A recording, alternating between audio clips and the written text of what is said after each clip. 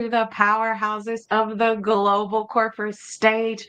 I am your host, a lovely Marshall, the accelerator for powerhouses and everybody. I am so excited to have this guest for today. He is a friend of mine, a mentor, a strategist. He is definitely a powerhouse, and you all know what a powerhouse is.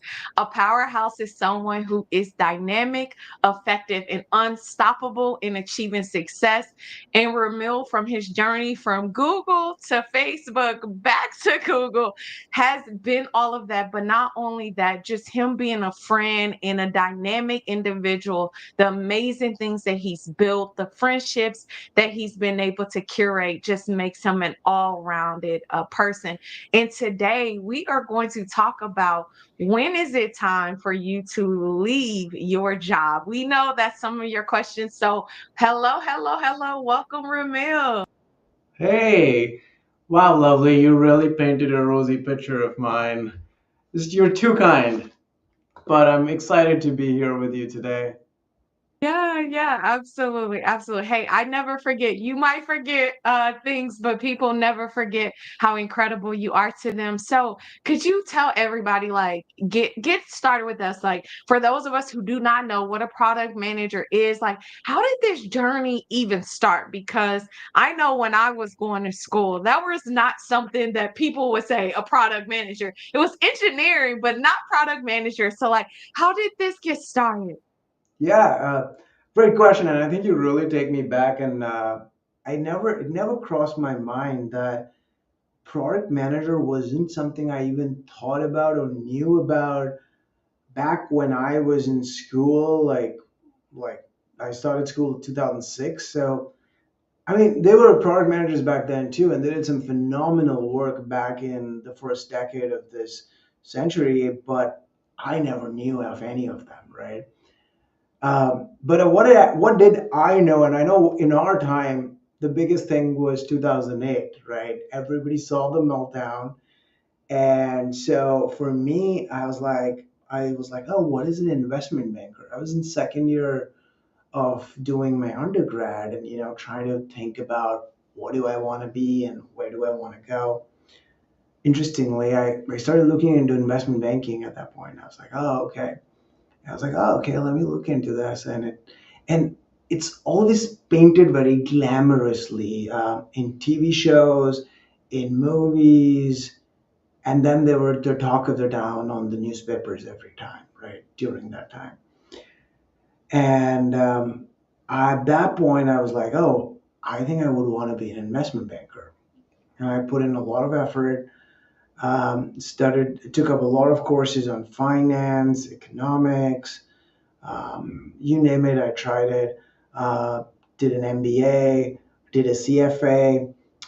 And in Wow. I the had no idea. yeah, I was like, oh, this is it. This is my journey. This is what I want. Yeah. Everything in every bone in my body was like, this is what I want to be, right? And I was also an engineer. But as an engineer, I was like, oh, I screwed up. I shouldn't have chosen to be an engineer. I should have been this. So I was trying to transition myself from the engineering path that I had picked up to being an investment banker. In 2013, I became an investment banker, and it was Wow. really fun. But it was a very, like, I would say, it was. I only spent like this is probably the crux of the story. I was only an investment banker for 6 months, but I had closed deals, millions of dollars of deals, right, at that point, because that's how they work, right? Every month you're closing deals after deals. And, you know, 2013, I was like early 20s at that point in time. And it just did not seem, I wasn't happy. And the reason I wasn't happy doing that was one was the work life balance was terrible. You've heard about Mm, investment banking and their yeah. billing hours. And second thing was nobody around me was happy, right? So we would like the only time we would actually have was like we had these lunch hours where for like 30 minutes like I would hang out with a few people, but it was just a lot of like these people were all directors and VPs that would hang out with me. They were all just complaining about their life and their work and so on. I was like, if like after 15 years of being in here you're complaining, why would I be any different, Mm. right? So Wow. I was like, this is not me. And I was doing a deal in tech, and I was doing Google was involved, and they were like, "You seem like an engineering bent of mine. Like, would you like to work for Google?" I'd be like, "Yeah, sure. I'm kind of frustrated here. Let's go." I wouldn't name Wait, the wait, bank. press pause. Like, I don't want anybody to skip over that. So you were working with Google as a partnership, and then Google basically pitched you. Yeah, there was like we were That's just so meeting cool. at like 7 p.m. like after the days. They were like, "Oh, you're an engineer. Oh, you're this. Why don't you come work for us after this everything is wrapped up?" And I was like, you know what? It sounds pretty good. And again, mind you, at that point, I didn't even like Google was not the company you aspired for at that point in time, right? It was an In average company. 2013? What year Well, was at least I wasn't like looking at Google as like my I was dream. about to say, dude, they've been a hot I know, take. I know. I was definitely missing it. And I was like, okay, like you're absolutely right. It was a very big company in 2013 too, but it wasn't like the dream company back then. I Wow, didn't know about. that's so cool to hear you say that, especially considering you being an investment banker. So the way that you viewed things and the way that you saw things, you're like, okay, it's the Chase banks, it's the Wall Street. Those are the ones who to Exactly. do it nowadays. Okay, I get it. I get Back then, it was the Goldman Sachs of the world. Those are the ones like dream companies that you want to be chasing. And maybe because I was also in that field. But now I feel like the things are completely different. People would prefer a Google over a Goldman Sachs. If you came from a neutral point of view, like you'd probably. Exactly. Especially with Google Pay now. And so there's so much that you could leverage your financial background and then being able to do that. That is so incredible. So if you all are just joining in today, I am learning so much. I love this. Like everybody says, I have an incredible network of people. And I have known Ramil for a little bit like 4 years now, and I'm learning new things about him from being an investment banker to his engineering background. It's just so incredible because when you're working day to day, you only have like 5 minutes and you don't get a chance to like really get to know people. And so I'm so grateful. So for those of you all, I think what I hope that you all got out of this is that you're not just anything. This gentleman was an engineer and was like, hey, you know what? This isn't where I want to be, and switch to investment banker and then switch to product management. That is incredible. So I hope that you all, no matter if you are young, old, just getting out of school, thinking of transitioning your career, I hope that Ramil's stories inspire you all to let you know that it is possible for you to switch. Absolutely. I would even add to that that I wasn't even a product manager. I went to join Google in the finance department. And then 1 year in, I was like, yeah, I want to be a product manager. And so then I moved on to product management. And I think I would just like echo your thoughts is like, you are not defined by what you're doing right now. If you set out to do something different or you want to do something different, there is always a way, some ways easier than others, but you know, you get one life and you should experiment and test out. Like I started with engineering and then switched over to investment banking and then switched over to like finance and then switched over to product management. You know, when you've tried a few things, then you know what how A is better than B. If you never try something, you will never know how much something is better, or the fact what you have is valuable or not. Like all of those, no, you just wouldn't know that. So I definitely encourage people out there who are kind of early in their careers or even late into their careers, like, don't let anything stop you from changing careers. Absolutely, absolutely. And I think that gets into our second part of it of like understanding when is it time for us to take that leap of faith? Because a lot of people may be like, you know what, it's easy for Ramil to say. It's not, I have two dogs, the house, the kids. I don't even know when it's the right time for me to do it. So could you walk me through your journey of like when did you even like expect it to? Like, were you thinking about it? Like, how did you go through the process? Did you talk to your team of like mastermind? Because it's easy for people to say something than it is for them to do a thing. So could you walk us through maybe some of the actions you took in order to encourage others? Yeah, great question. And I kind of go back to when I was making these moves. One of the places that I was seeking guidance was at home. Right, you ask your parents in I'm early 20s, and they're not adept enough to answer those questions because they've had a different lifestyle, they're a different lifetime, and in their time you would be loyal to one area and you just stick with it for a lifelong and like switch only when like everything is gone or burned to the ground. That's when you switch things in. And so when I was switching, I would get a lot of my dad would be like, yeah, don't be a rolling stone, or some expressions that they would use. But it didn't stop That's me. so funny that you use culture. We say that too. Yeah, he said that to me, and I was like, nah, this is it. I want to do this. So I think the way I knew this, and the way one thing to do is make sure you're financially sound before you make these risks. I wouldn't even call them risks.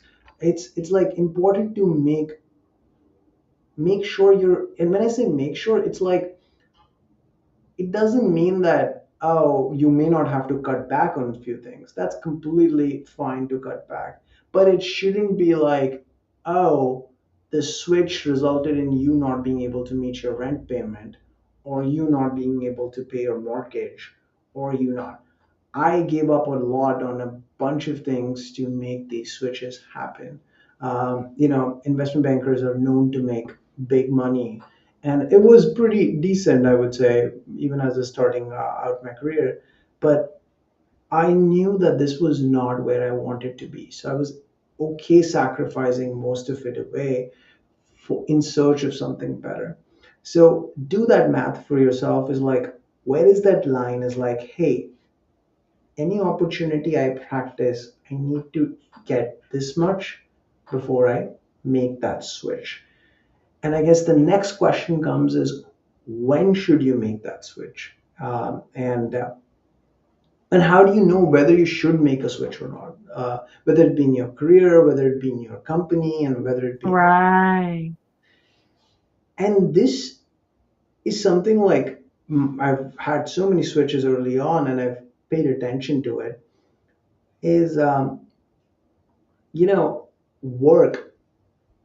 People just say that you work to make money, but I disagree with that statement, because think about this, right? You work 5 days a week, you spend 40 hours of your week working. The Okay. productive Okay. Come on, hours, preach. Come on.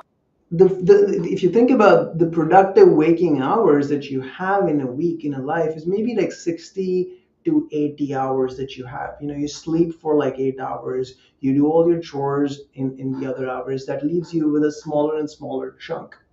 And then of that smaller chunk, you're spending half your time working. So you should spend your time working on something that you enjoy, something you drive some sort of happiness from, some sort of like satisfaction from it, because otherwise it's just going to be, you're going to work 8 hours, and you're going to spend all of what you've earned in those 8 hours to make yourself happy in the rest of the time. So it's like a cycle. I'm unhappy, happy, unhappy, happy, and then just cycling. But what if you had like, oh, okay, this is fine. I'm like spending my time.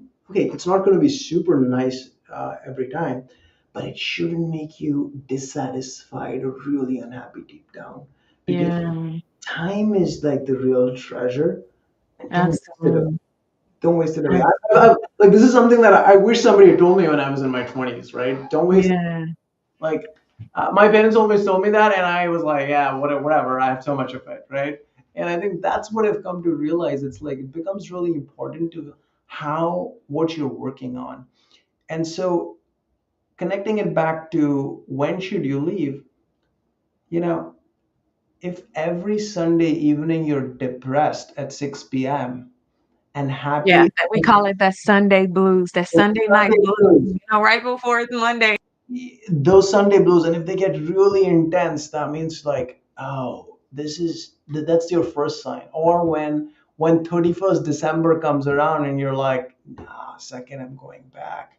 Uh, those are times, and I'm seeing that a lot these days because a lot of people are doing jobs that they are not happy doing, and you see those blues is like, I don't want to do this, I don't want to do this.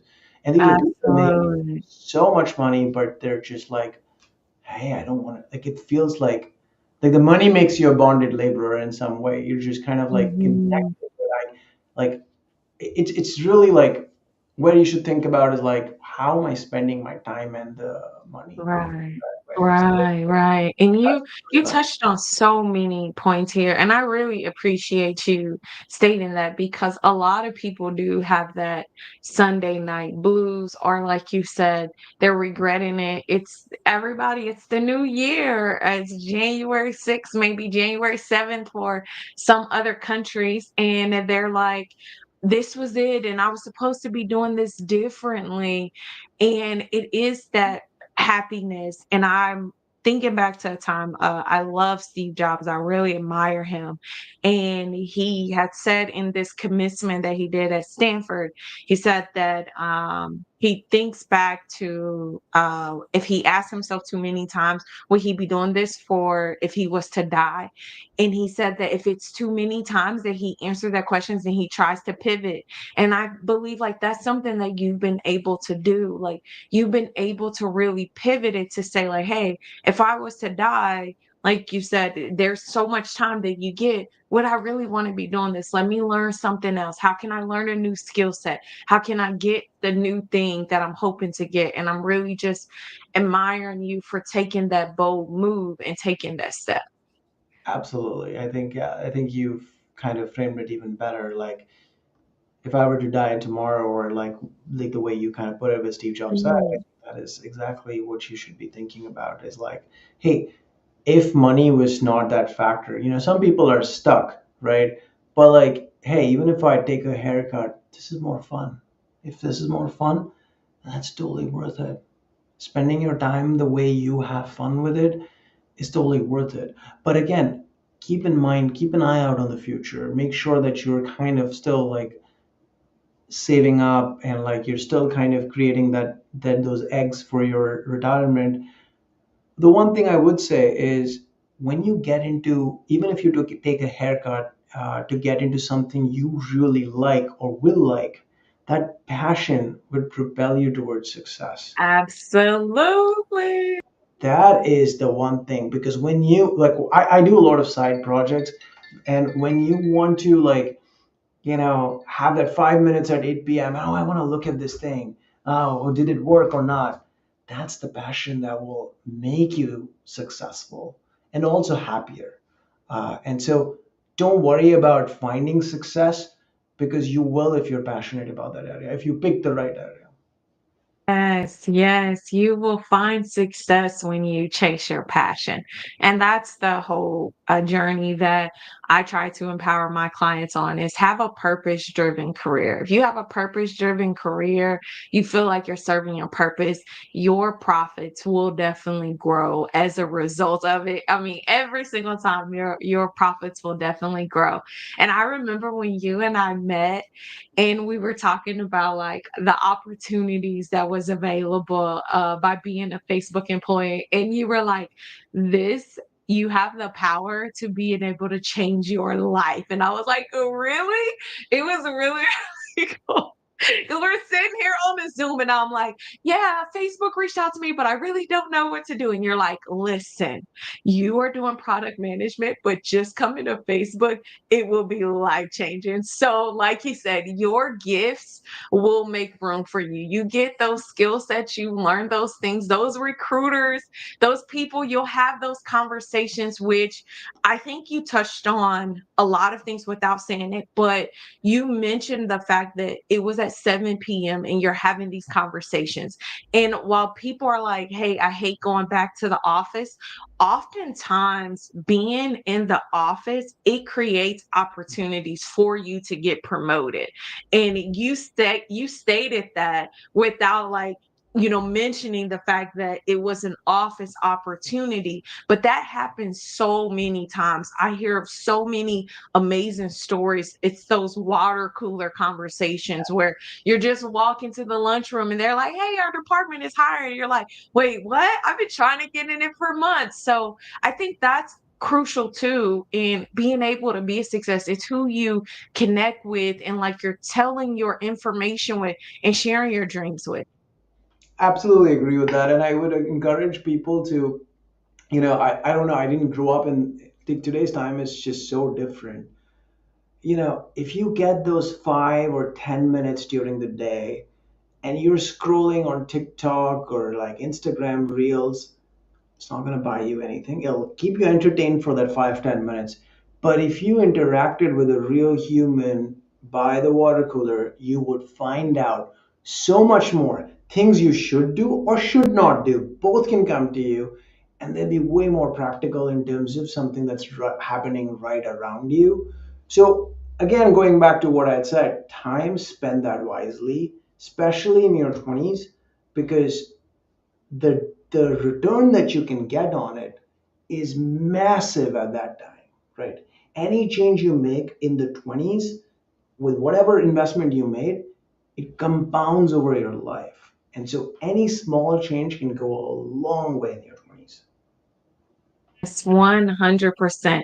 The small step, just the small step. I love that. I had mentioned previously on a podcast that I love Muhammad Ali quote. He says that even the greatest was once a beginner. Don't be afraid to take that first step. Like it's just the first step. Like I reached out to Ramil. I was like, hey, you work at Google and you're great. And all these other people, they were like, yes. I was like, oh my God, like so I can really do this podcast because I'm connected to these amazing people. And it's been thousands of views. But like you said, it's just a small step. People see, billionaires and they're like, I want to get there. But it's like it took them step by step by step. And I love that you did that. Even your career, it was one simple step after another. Exactly. And I look back and again, steps can be mistakes too, right? It doesn't mean Mhm. you're in the right direction. It just with the as long as you at that point thought with whatever you knew that you went in the direction that seemed the most appropriate, you made a call, right? The chances I think there's a Michael Jordan saying which says like all the shots that you don't take are complete misses. I'm probably butchering this up, but that one shot will go in or something like that. And similarly, it's like take those shots and you will make mistakes. You will learn from them. It will become a part of you. It will be that experience that will propel you forward in the future. And that's what I take from all of this. I'm never afraid to take risks. And I take too many risks now. But I think one of the biggest things, and I think my wife is not a risk taker, so she sees me all the time, and she's like, "I see how you got where you got, right?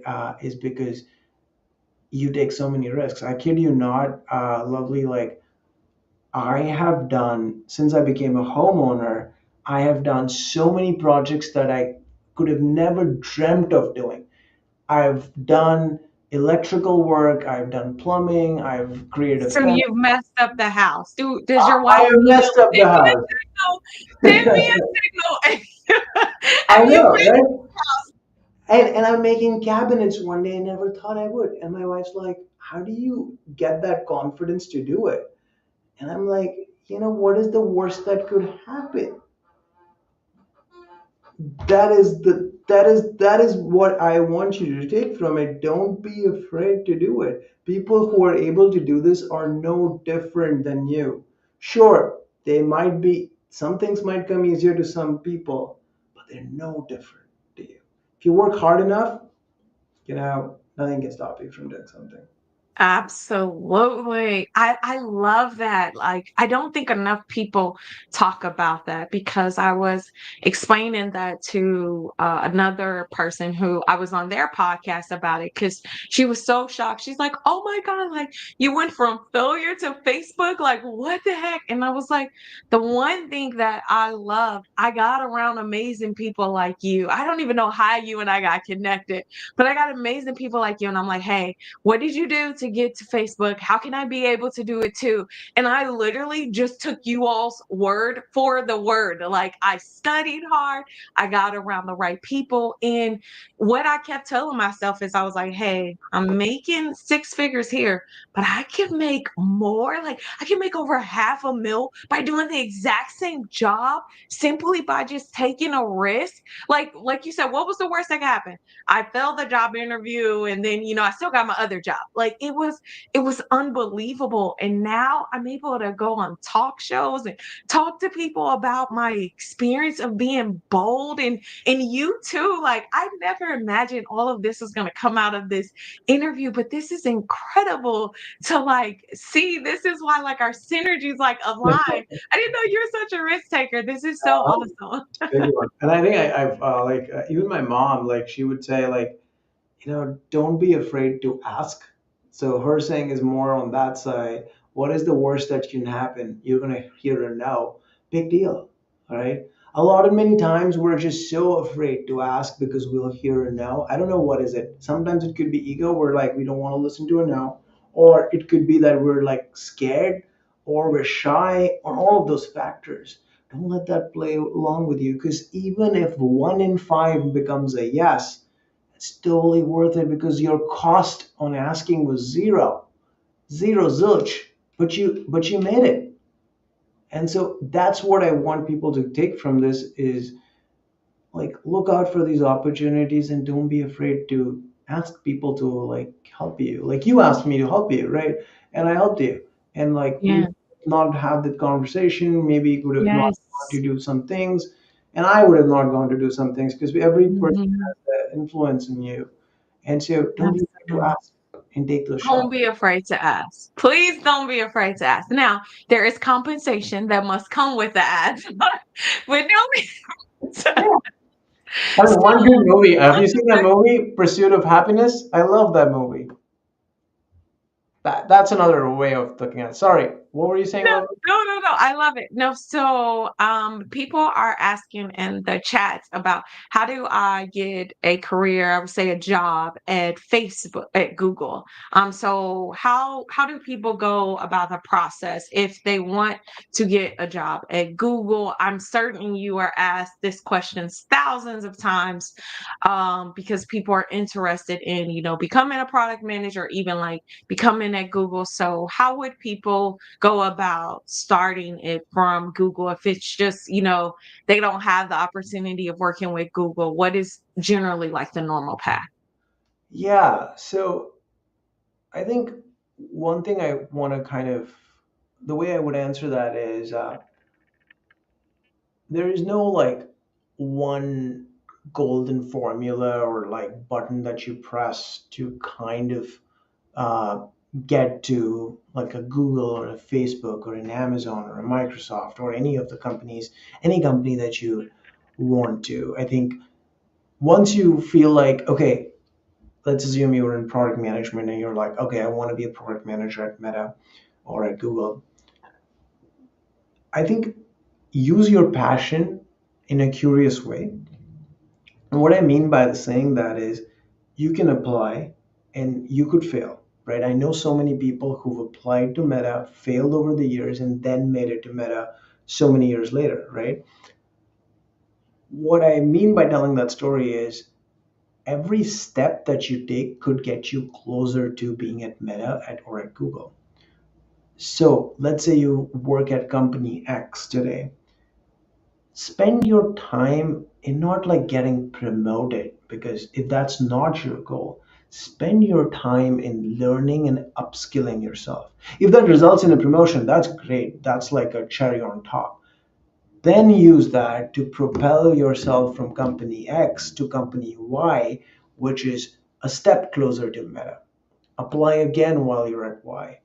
You didn't get it. Okay, well, I worked 2 years at X and I worked 2 years at Y. Now it's time for Z. I've learned so much. And then when you've had 6 years of such diverse experience, I mean, who knows? The Meta of tomorrow may not be the Meta of today's Meta may not be the Meta of tomorrow. You will Right, get right. that company which is has the stakes in the future. So again, like what I meant by saying that it's a multi-step journey, and Absolutely. so find, learn, and take risks. That's what I would. Mhm. Two things. I love that. Learn and take risks. And I love that you spoke about the fact of upskilling yourself.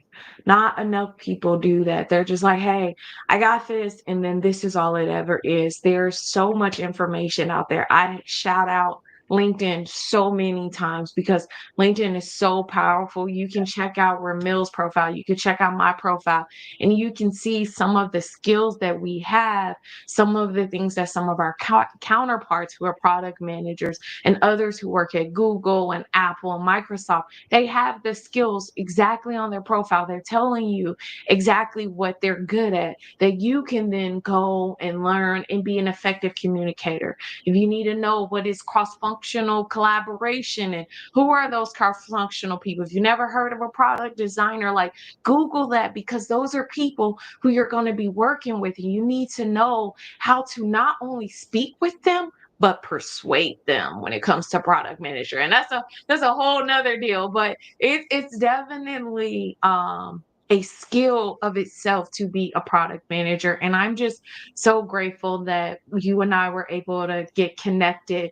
It is ending our time. And before we leave, because I know that your journey has not been smooth, and someone asked in the chat is, how did you stay motivated like during these challenging times? You and I talked before about the fact that you had to navigate some reorgs and people were worried about layoffs. So how do you navigate some of these challenges and being able to stay positive, or maybe learn those skill sets when you're worried about potentially layoffs?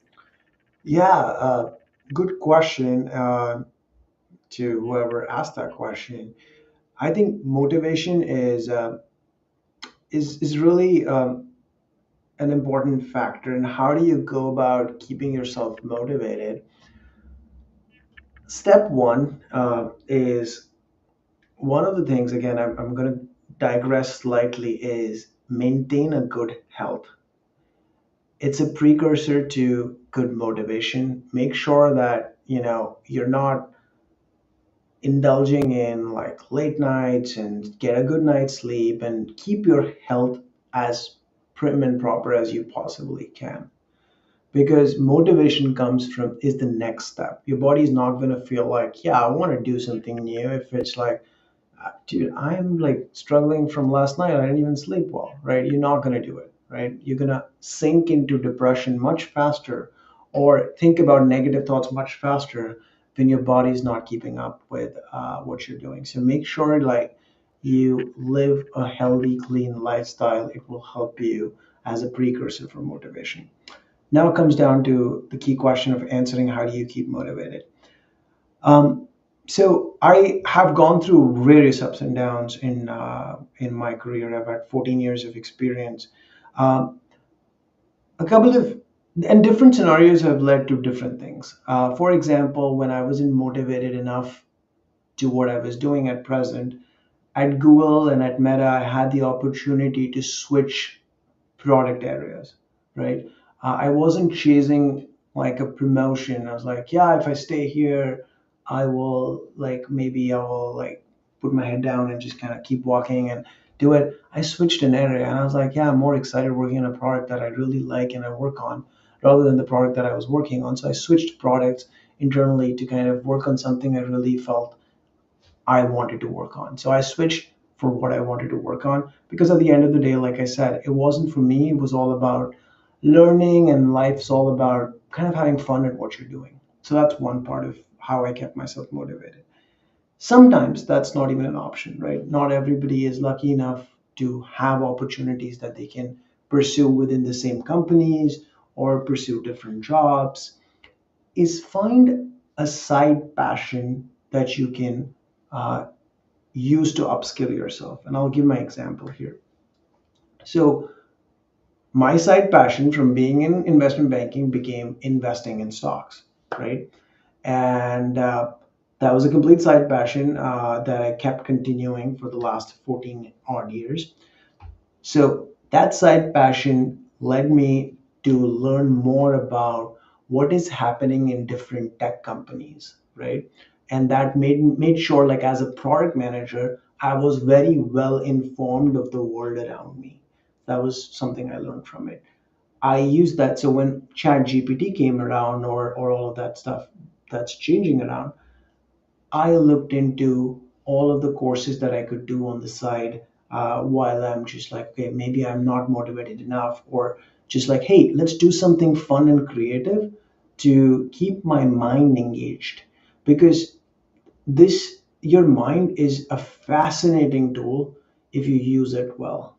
And to keep yourself motivated, try learning new things and practicing new things. So I tried to use Chat GPT to help me invest in stocks, or created ML models or machine learning models on the side to kind of do my side hustle.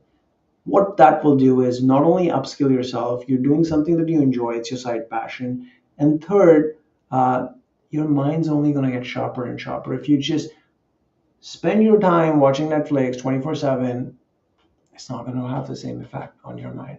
So do those small things here and there. That so imagine Lovely's passion could be I love marketing.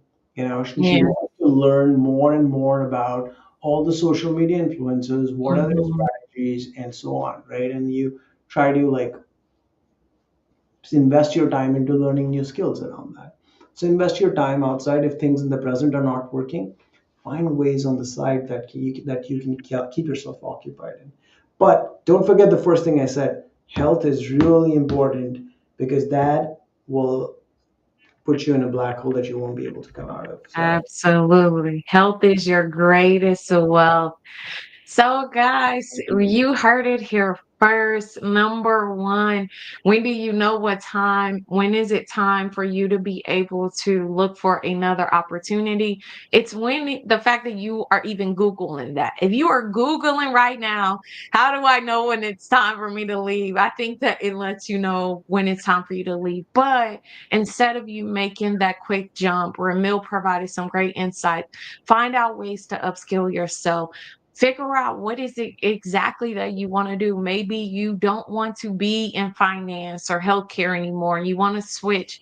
There's so much information out there. And he mentioned a lot of companies. So, number one, ChatGPT is a company, guys. It's not just a software. And guess what?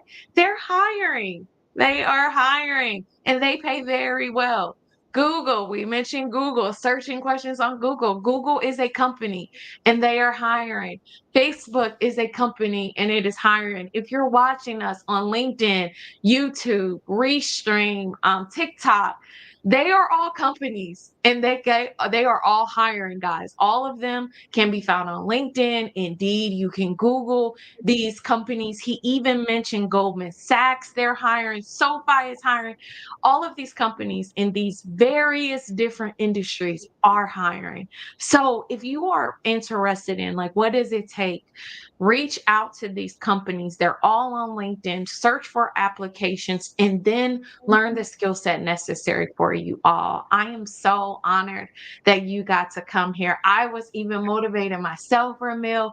So, how can people get in touch with you if they want to offer you a new opportunity or just to connect with you and learn more about your story? How can they reach out to you? Send me a message on LinkedIn and you can reach out. I'm always happy to help people and I'm happy to be your sounding board. So send me a message and I'm happy to connect and help you guys.